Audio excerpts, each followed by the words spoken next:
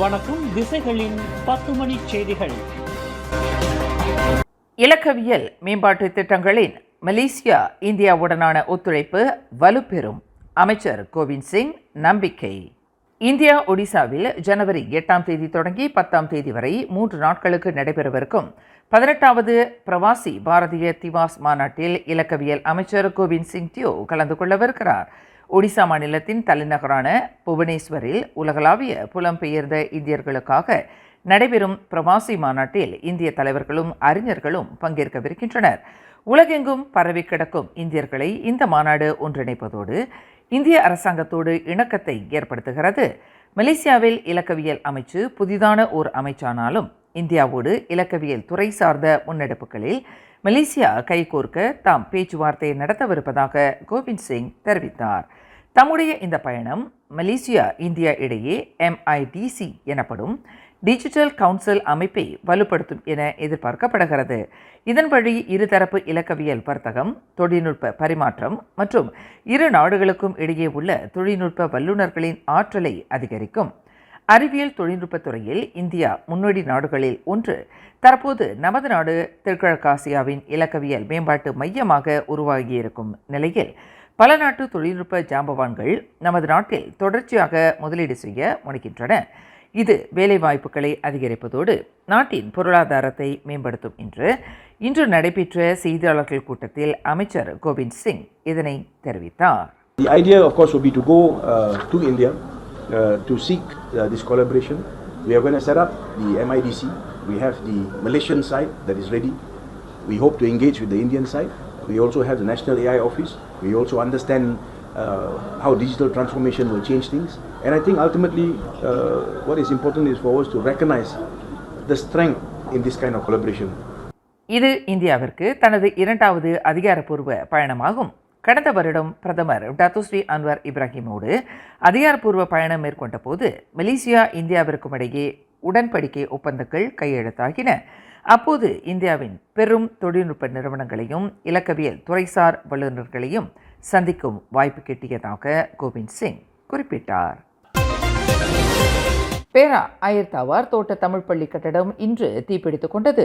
இதனால் அந்த தமிழ் பள்ளியின் 32 மாணவர்கள் பெரும் பதற்றம் அடைந்தனர்.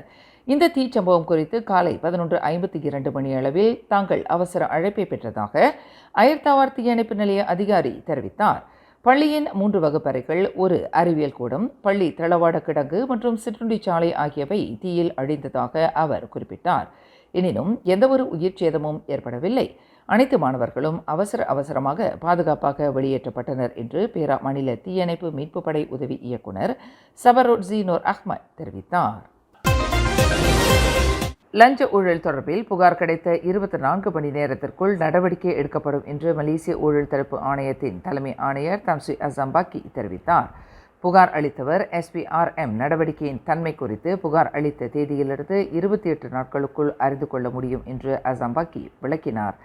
SPRM அண்மையில் அறிமுகப்படுத்திய சாசனத்தின் கீழ் நிர்ணயித்துள்ள 7 நடைமுறைகளில் இதுவும் ஒன்றாகும் என்று புத்ராஜயாவில் நடைபெற்ற விளக்கமளிப்பு நிகழ்வில் அசாம்பாக்கி இதனை தெரிவித்தார். முன்னாள் பிரதமர் டத்துஸ்ரீ நஜீப் ரசாக் தமது எஞ்சிய சிறை தண்டனை காலத்தை வீட்டுக்காவலில் கழிப்பதற்கு அரசாணை உத்தரவு இருப்பதாக இன்று அப்பீல் நீதிமன்றத்தில் தெரிவிக்கப்பட்டதை தொடர்ந்து அந்த அரசாணை உத்தரவு விவகாரத்தை மறைத்தது யார் என்பது குறித்து அரசாங்கம் விளக்கம் அளிக்க வேண்டும் என்று அம்னோ இளைஞர் பிரிவு தலைவர் டத்தோ டாக்டர் அக்மால் கேட்டுக்கொண்டுள்ளார்.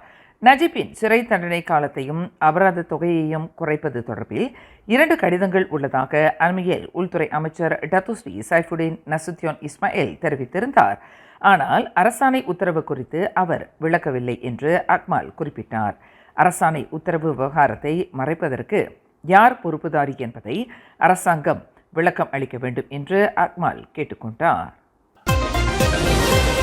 மலேசியாவில் செயல்படுவதற்கு டெலிகிராமிற்கு லைசன்ஸ் கிடைத்துள்ளதாக தொடர்புத்துறை அமைச்சர் ஃபமி ஃபர்சேல் தெரிவித்துள்ளார்.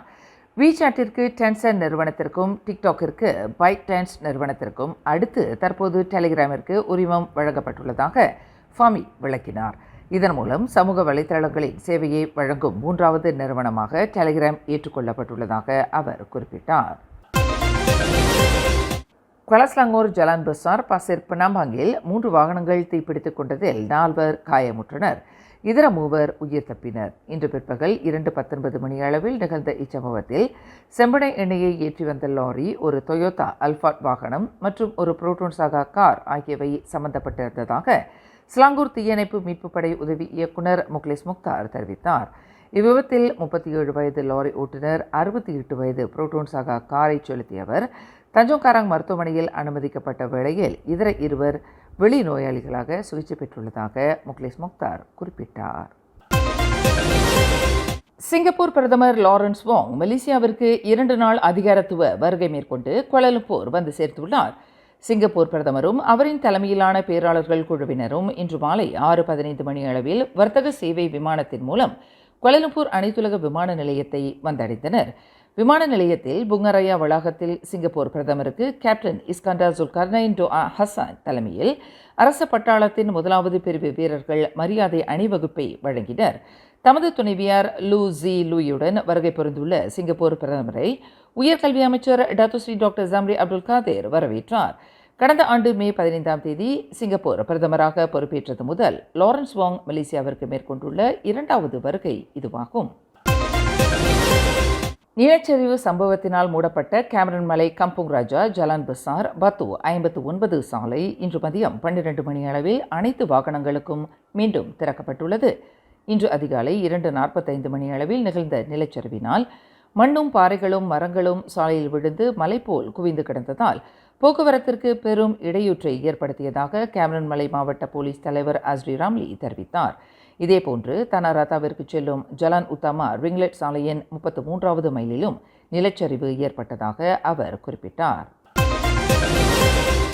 டத்துஸ்ரீ நஜீப் விவகாரத்தில் அரசாணை உத்தரவு இருப்பதாக மேல்முறையீட்டு நீதிமன்றத்தில் இன்று தெரிவிக்கப்பட்டதை தொடர்ந்து ஒற்றுமை அரசாங்கத்தில் அம்னோவின் நிலைப்பாட்டை அதன் பொறுப்பாளர்கள் அறிவிக்க வேண்டும் என்று அம்னோவின் மூத்த தலைவர் தங்கு ரசலி ஹம்சா கேட்டுக்கொண்டார். அப்படி ஒரு அரசாணை உத்தரவு இருப்பதாக கூறி நஜீப் செய்து கொண்ட மேல்முறையீட்டு வழக்கில் இந்த விவகாரம் அம்பலமாகியுள்ளது. எனவே அம்னோ தனது நிலைப்பாட்டை அறிவிக்க வேண்டும் என்று முன்னாள் குவாமுசாங் நாடாளுமன்ற உறுப்பினரான தங்கு ரசாலி வலியுறுத்தியுள்ளார். தனது தாயாரின் சகோதரியை கத்தியால் குத்தியதற்காக கைது செய்யப்பட்ட 14 வயது இளம்பெண் நாளை செவ்வாய்க்கிழமை புக்கிட் மர்தாஜாம் மேஜிஸ்ட்ரேட் நீதிமன்றத்தில் குற்றச்சாட்டப்படவிருக்கிறார். அந்த இளம்பெண்ணுக்கு எதிராக விசாரணை அறிக்கை தயாராகிய நிலையில் அவரை நீதிமன்றத்தில் குற்றஞ்சாட்டுமாறு உத்தரவு பிறப்பிக்கப்பட்டுள்ளதாக சுப்ராங் பிராய்த்தங்கா மாவட்ட போலீஸ் தலைவர் ஏசிபி ஹெல்மி ஆரிஸ் தெரிவித்தார். கத்தியை பயன்படுத்தி காயம் விளைவித்ததாக குற்றவியல் சட்டம் 324வது பிரிவின் கீழ் அந்த பெண் மீது குற்றச்சாட்டு பதிவு செய்யப்படும் என்று அவர் மேலும் கூறினார். நஜீப்பை வீட்டுக்காவலில் வைப்பதற்கு பிறப்பிக்கப்பட்ட அரசாணை உத்தரவு தொடர்பான கடிதத்தை வெளியிட்டதற்காக மேன்மை தங்கிய பஹாங் சுல்தானுக்கு அந்த முன்னாள் பிரதமரின் குடும்பத்தினர் இன்று தங்கள் நன்றியை தெரிவித்துக் கொண்டனர். கடந்த சனிக்கிழமை இரவு 10:40 மணி அளவில் தன்னை அழைத்த டத்தோ பங்கலோல பிஜாயா டிராஜ டத்தோ அஹ்மத் கிர்சால் அப்துல் ரஹ்மான் தமது தந்தைக்கு அரசாணை உத்தரவு தொடர்பான கடிதத்தை பஹாங் சுல்தானும் 16வது முன்னாள் மாமன்னருமான சுல்தான் அப்துல்லா வெளியிட்டுள்ளார் என்ற விவரத்தை தெரிவித்ததாக நஜீப்பின் மூத்த மகன் டத்தோ முகமது நிசார் குறிப்பிட்டுள்ளார். போலி முதலீட்டு திட்டத்தில் பணத்தை செலுத்தி விமானி ஒருவர் 10 லட்சம் ரிங்கிட்டிற்கும் அதிகமான தொகையை இழந்துள்ளார். இன்ஸ்டாகிராமில் வெளியிடப்பட்ட ஒரு விளம்பரத்தை நம்பி 50 வயது மதிக்கத்தக்க அந்த விமானி பணத்தை செலுத்தி ஏமாந்துள்ளதாக ஸ்லாங்கூர் மாநில போலீஸ் தலைவர் டத்தோ ஹுசைன் ஒமார் ஹான் இன்று வெளியிட்டுள்ள ஒரு அறிக்கையில் தெரிவித்துள்ளார். மேலும் செய்திகளை தெரிந்து கொள்ள கீழே இருக்கும் பெல் பட்டனை அழுத்துங்கள். உங்கள் மகிழ்ச்சியை வெளிப்படுத்த லைக் மற்றும் ஷேர் செய்யுங்கள். தொடர்ந்து திசைகளோடு இணைந்திருக்க சப்ஸ்கிரைப் செய்யுங்கள்.